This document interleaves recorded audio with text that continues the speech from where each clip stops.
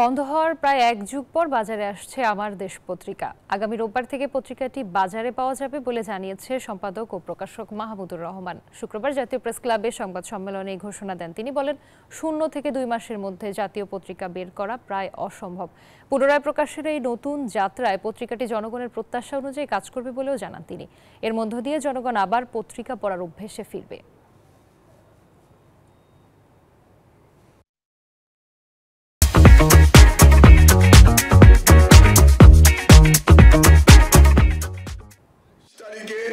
আমার দেশ আসছে ইনশাআল্লাহ।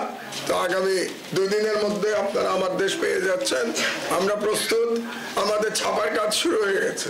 আমাদের যে সাপ্লিমেন্ট যেটা বেরোবে সেগুলো অলরেডি ছাপা হচ্ছে, আপনাদেরকে জানিয়ে রাখলাম। এটা আমার জীবনের লাস্ট ইনিংস। এই ইনিংস শুধুমাত্র মিডিয়ার প্রতি উৎসর্গীকৃত। এই খেলাটা আমি মিডিয়ার ফিল্ডেই খেলবো, আর কোনো ফিল্ডে আমি যাব না।